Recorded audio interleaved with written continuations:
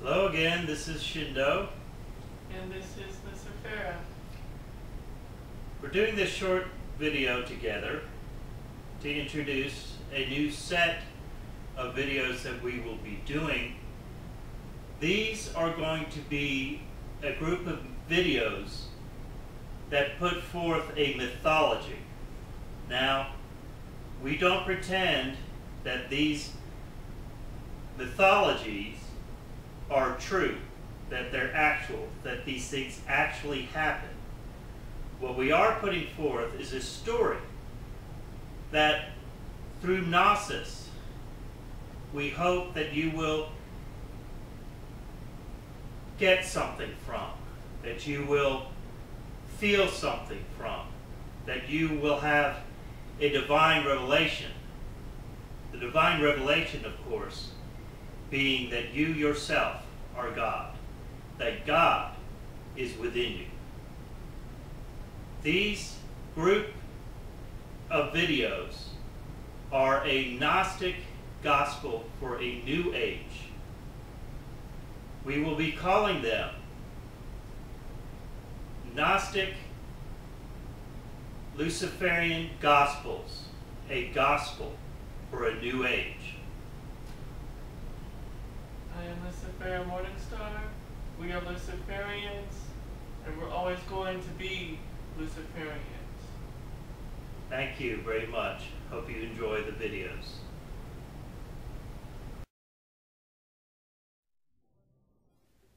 In the beginning, there was God.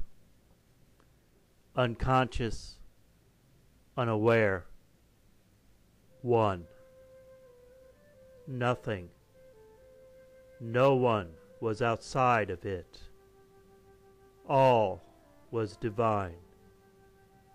Then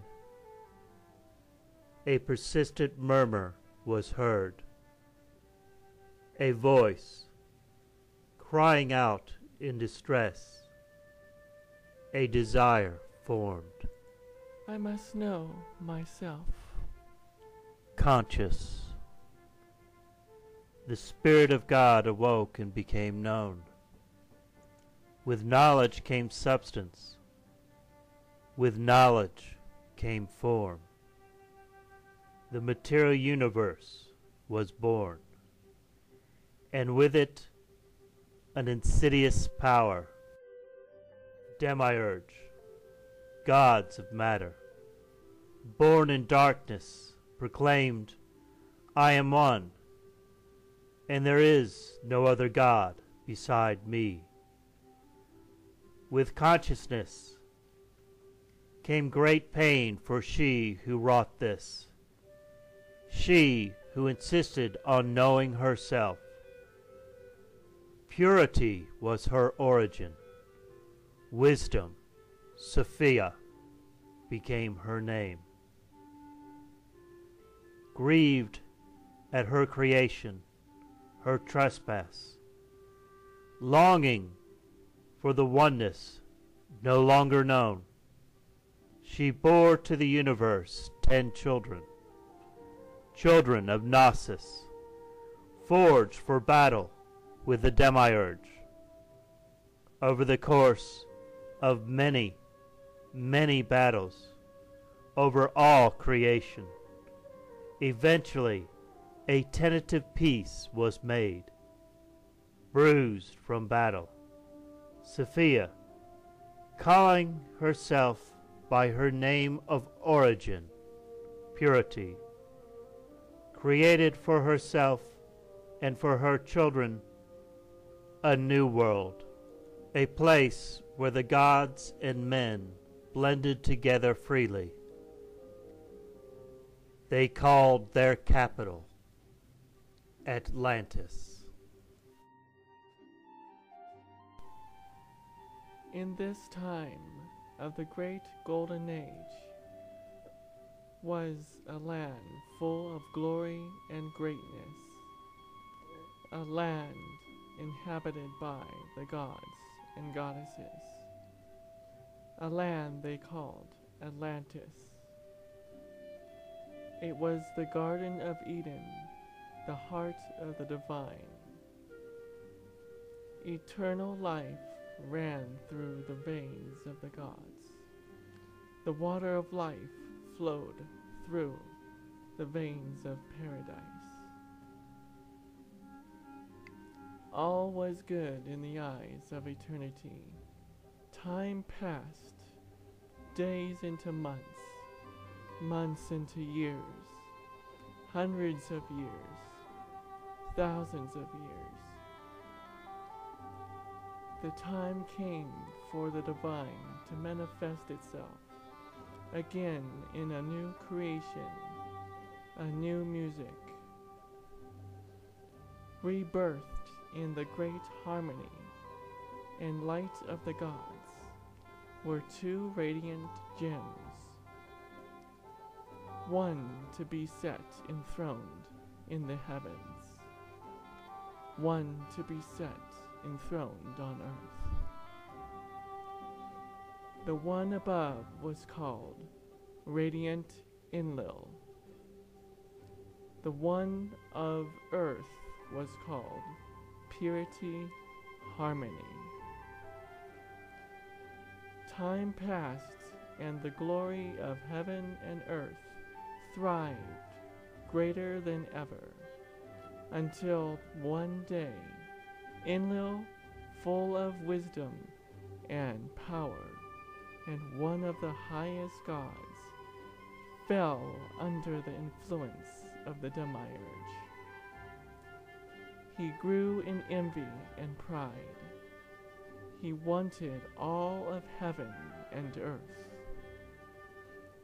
Afraid that others may find out, he concealed his growing bitter darkness. I shall go down and take the earth through cunning deception, infiltrate and enthrone myself as the one and only sovereign.